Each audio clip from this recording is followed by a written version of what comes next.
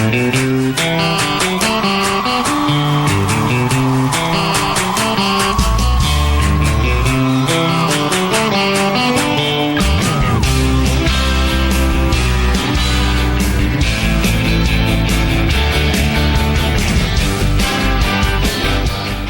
morning, everyone, and welcome to Meal Park. My name is Ben Wiggy, and I'm a volunteer with Canyon View Little League.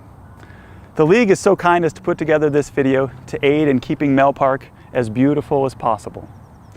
Canyon View Little League is very fortunate to call Meal Park home, as it is one of the most sought-after facilities in the Tucson area and a constant tournament host. The idea for today's program is to walk you through some steps to make the fields as playable and safe as possible for our Little Leaguers. Yogi Berra once said, "Little League baseball is a great thing because it keeps the parents off the street." Well, parents and volunteers, let's get started with Groundskeeping 101. Good morning, volunteers. I'd like to spend a little time at the lockbox so that when you open it up for the first time, you will be familiar with all the great contents inside. So you get a key, you come down here,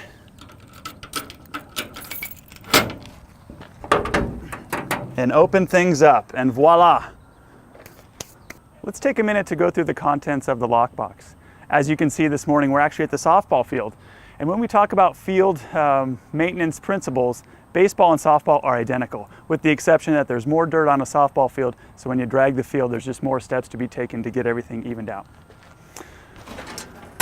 First and foremost in the lockbox, we have a first aid kit. There's a lot of bumps and bruises, and we want to make sure our players are safe. Next, we have the rope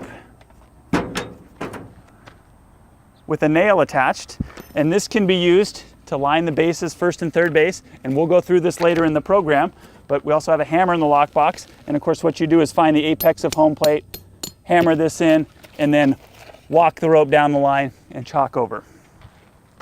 To chalk over, we use the chalking device, and note the little blue tip at the end, and that can be used as a reference point to keep the first and third base lines straight.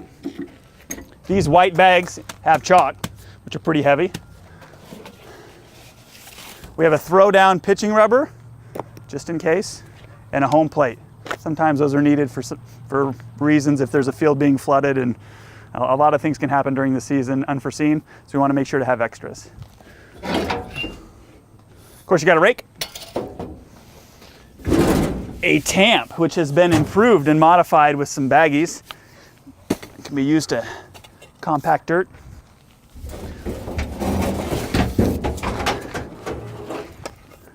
A hose. The drag.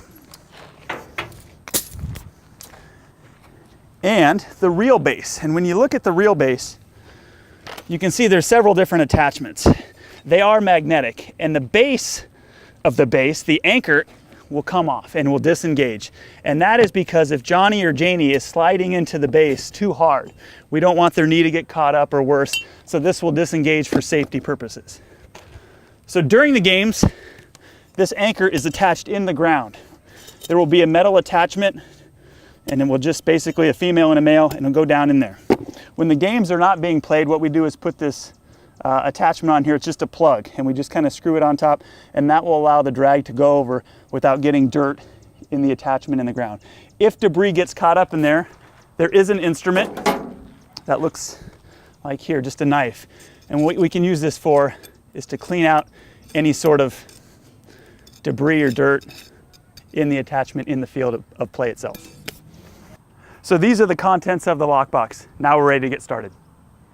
So let's say you arrive to the game and the coach is running late and has asked you, the newly christened field volunteer, to help get the fields ready for the game. When we look around, what we can see are basically holes where the batters have dug in on both sides of the plate to get ready to hit. Typically, the left-handed batter's box is a little bit in better shape than the right-handed batter's box, and that's because there are fewer lefties. Typically, a field is made of dust, sand, and gravel, and that is this outer layer, but there's always an underlying clay. So the challenge becomes, how do we get the dirt, dust, and clay and compact it so that when the batter stands in the box, they don't step in a big hole? There's two ways to do it, and I'll run you through both options, okay? Option one we'll do on the right-handed side of the plate, and option two we'll do on the left-handed side of the plate. So option one will go as such. And this is the more difficult of the two ways to go about filling these holes, but I want to run you through it nonetheless. And this is if you have some time. Let's say it's a field maintenance day and you have a couple hours to spend at home plate. Let's do it this way. You go get yourself a paintbrush, and what you do is you basically dust out all the top layer of sand, gravel, and dirt until you can kind of see the underlying clay, okay? It just takes a second, but we want to move just the basic surface area so we can see the underlying clay. Then, and clay will be available through the league, what you'll do is get some clay and pack it down. I was at an Arizona Diamondbacks game 3 weeks ago, and I saw a groundskeeper in the right-handed batter's box doing this with his hand. And so what we want to do is take the clay, and there's a couple clays out there that we'll have available, and you want to push it down and then basically tamp it down with a tamp or a rake. So it's kind of a salt and pepper technique, okay? We get a little clay involved, and we can step on it.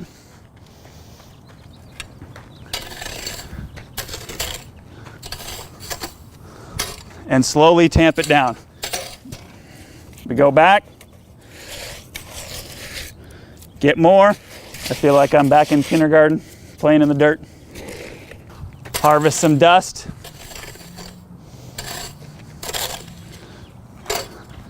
Step on it.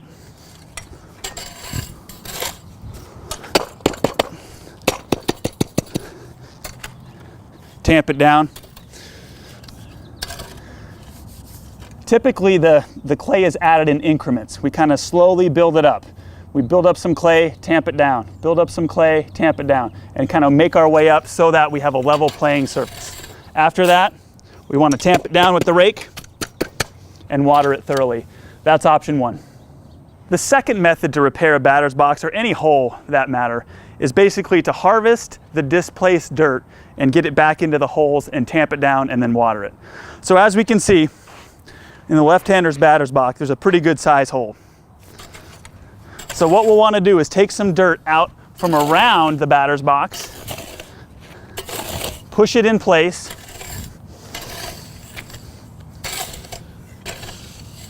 and tamp it down evenly with the rake. We'll add some water.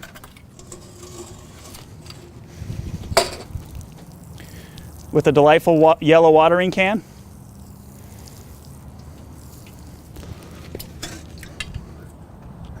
Get some more dirt. Tamp it down. Without the tamp and without the rake, what you've basically done is taken dust and put it in a hole. And when you've taken dust and put it in a hole and the little leaguer steps in, again, it's just like falling in quicksand. So it is a absolute imperative that you take the time.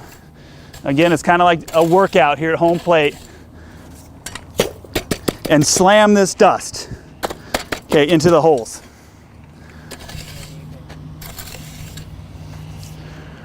Once you get done tamping it down, the field will be a much smoother, even and playable for our little leaguers. So that's option two. Let's move back a couple spaces to the catcher's area. So we move back a few steps from the batter's box to the catcher's area. If you think of a baseball game, whether it be a practice or a big little league game, the catcher always kind of sits in the same area with the umpire behind him.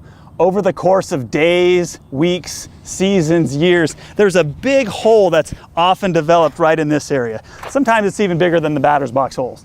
So what we'll use is the same two methods, either with the clay in the right-handed batter's box or just with the dirt in the left-hander's batter's box, to even out the play back here. Again, what we'll want to do is harvest the dirt, typically from behind, where the dust is often displaced, and relocate the dirt to this catcher's area, and of course, tamp it down. For the sake of TV, I'm going fast, but this will take some time to get it right, because we'll want to, again, move this dirt in increments And whether we use the side of a rake or a tamp in and of itself, we want to make sure to condense this dirt as hard as possible. And just slowly and methodically kind of go through until it's flat and playable for our players. After which time we want to thoroughly water it. So here we are at the pitcher's mound, and I know what you're thinking.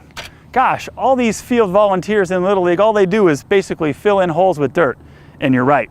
So it's more the same at the pitcher's mound. If we think of a pitcher, a right-handed pitcher, typically they'll dig into the pitching rubber here, get set, and they'll land. So a lot of times there'll be 2 holes that need to be filled in. Now, if we're working with a left-handed pitcher, sometimes the hole will be over here and they'll land off to the side. So there's either 2 or 3 holes.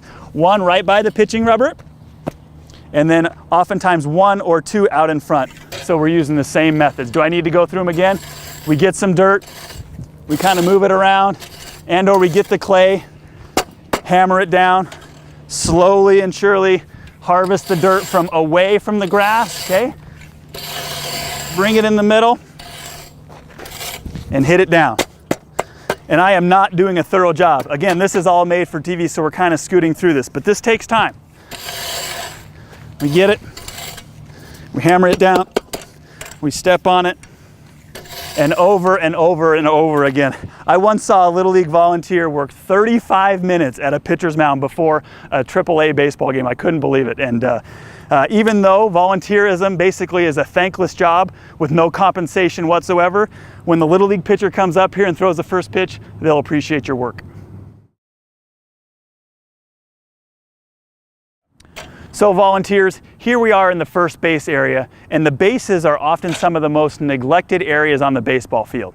The fields are owned by Pima County, and Pima County itself does a great job in helping us out, which is to say oftentimes you'll arrive at the field and the fields will be dragged. I can't seem to figure out their schedule necessarily, but a lot of times we show up and things are already ready to go, which is to say the fields have been dragged. When they are not dragged, it looks like this. There's just steps everywhere. And what you'll notice, and if you think about it, is typically when there's a base runner, they'll stand right here and they'll take their lead and then get back. Or if the first base is playing in, maybe guarding from a bunt, they'll play in this area. So a lot of times this dust, dirt, and sand is choppy and chopped up.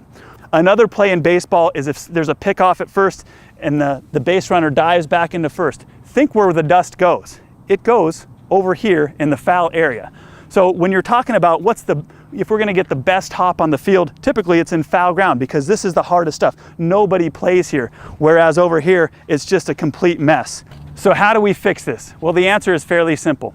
What we do is go to the foul territory side of the bag and we take the dirt in this area and push it to first base. Okay? We take the dirt, and push it to first base. We evenly move the dirt around.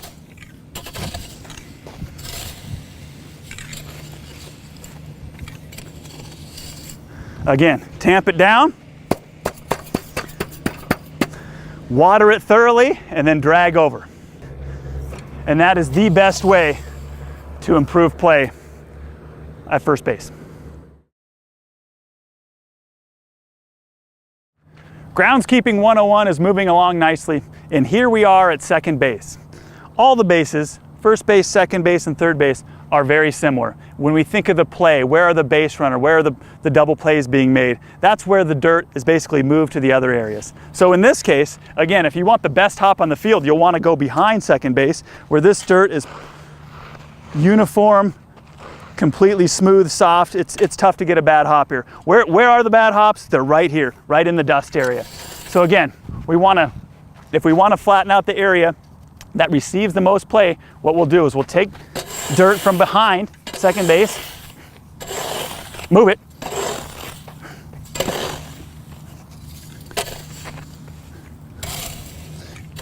even the dust out,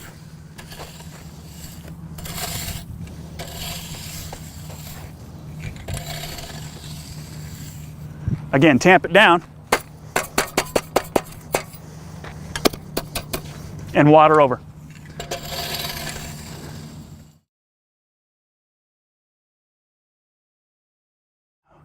Welcome to third base groundskeeping volunteers.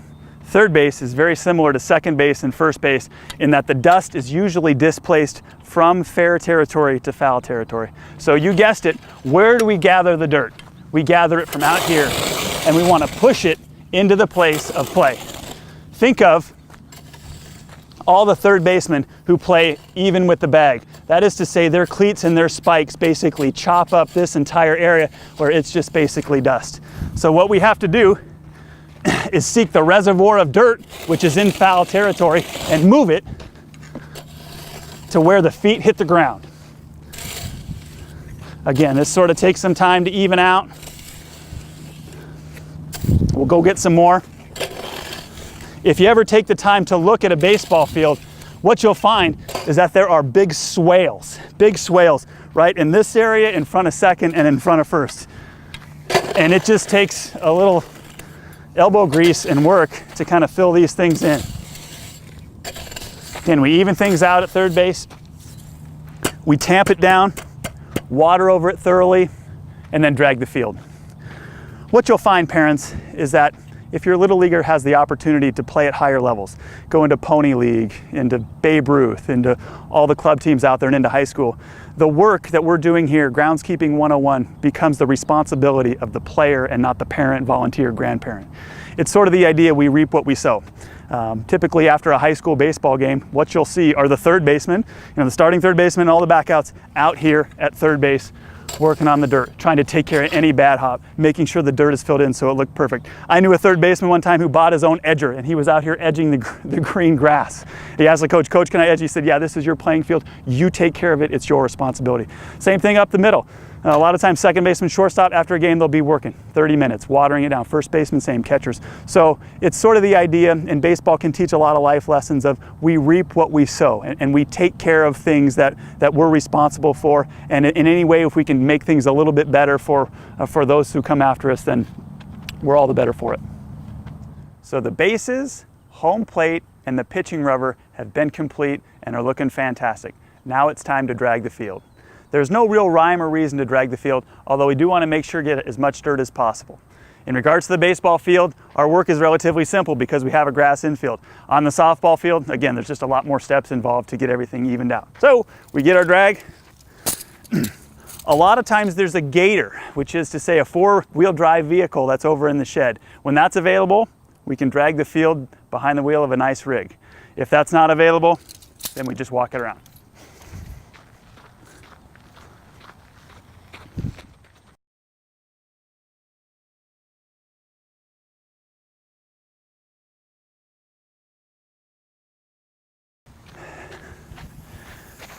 As you can see, volunteers, after dragging is complete, we remove the drag and push it aside. You'll see all this extra dirt and dust. And like we've talked about before, this dust needs to be pushed back into fair territory, compacted down, and then watered over and soak it through. So now it's time to water the field. So we drag the hose from the lockbox out here, and the irrigation is right behind the pitcher's mound. What we'll do is take this violet lid off. Sometimes it takes a little help of a sharp object, kind of flick it off, and then we'll plug in the tip of the hose to the water source and turn. You can hear the water going. And once this is tightened, we know our hose is ready to go. So what we'll do is kind of walk things over, being very aware and careful not to cause any stress from the hose to this spigot. So we want to make sure to work out any kinks with this hose, okay? So if too much stress is placed on this spigot by the hose, this has a tendency or can break. And I speak from experience when I say we do not want this to break. What'll happen is we'll have a 25-foot geyser that goes deep into the sky, and Tucson Water, Pima County, and the Canyon View Little League president will get phone calls, and we'll try to figure out how to mop and sop up this entire mess. So we want to be real careful as we walk the hose over to the area that needs watering. Again, we'll be real careful, kind of straighten things out. And there's no rhyme or reason. Typically you start in one area and just water things down. Now, one tip, a lot of times we'll want to water right here at the junction between the dirt and the grass and want to give this a pretty good burst. What this does is take any dust on the lip and kind of push it out towards the dirt surface. And that will help create, again, what we've been after, a smooth playing surface. A lot of time, as the base runners run, they'll move that dirt up towards the grass dirt junction. And if we're able to kind of blast this area, we'll keep our fields a lot smoother. When we're done watering, we come back over. Now there's still water in the hose. You might want to look the other way. Sometimes there's frogs in here as well, which is nice. We get a splash and you're all set. So the dirt looks good now. It looks even, contoured, flat, playable. All the bad hops are a thing of the past. So now what we need to do is chalk the field to get it ready for play. We'll basically need 3 items to do that. One will be the template. This is the batter's box template. They come in a variety of shapes and sizes, but they're very simple to use. What you do is align the template with home plate. And there's 2 ways to do it. You can either tamp it down and make an indentation with the template onto the dirt, or you get a sharp instrument and you just outline it. Flip it over.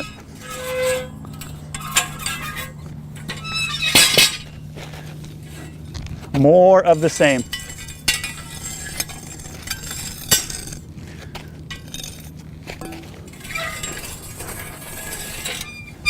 We next employ the use of this fantastic piece of machinery and just follow the lines.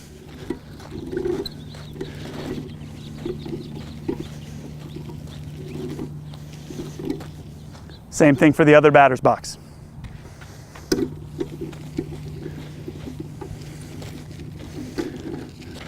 If you feel you need the lines to be wider, well, just give it another coat. Go back and forth, getting the batter's box ready for the game. So now that the batter's box is in order, it's time for us to make the baseline. As a reference point, we'll use the tip of home plate. And what we'll want to do is we'll take this rope and we'll want to hammer in the tip of this screwdriver into the ground, right at the point of home plate. And then we'll slowly just sort of unravel and walk it all the way down. As we walk, we want to make sure the rope is on the foul side of first base.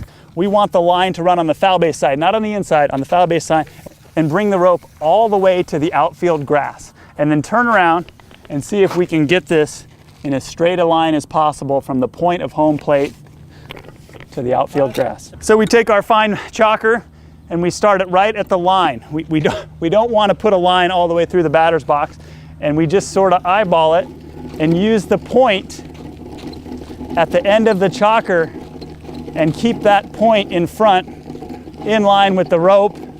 Can you eyeball this? Yes, you can. And the reason you can is because you are a volunteer just like me. But it certainly works a lot better if we have a straight line to go off of. If you're so inclined to do so and have the time, or maybe it's a big game and it calls for a perfect playing field, what you can do is make the runner's lane that goes from home plate to first base. Here's how we do it. We basically get about halfway, you don't need to measure, but about halfway down between home plate and first base, and you step over about 3 feet. I don't have a ruler, so this is about 3 feet. You make an X and then follow the same protocol for making the baseline. So we go get our rope, hammer it in, and then walk this line parallel to the baseline. In this case, we only want to go to first base. Again, make it as straight as possible. Then we get the chalk and line things up. Again, there are several reasons why this runner's lane is present, and there's an ongoing debate. But the basic rule states is that as the runner, runs from home plate to first, they need to be in this 3-foot space. If there's a play from the catcher throws down to first base, and then the base runner's hit with the ball. A lot of times umpires will call interference and call the runner out. So here's our runner's lane.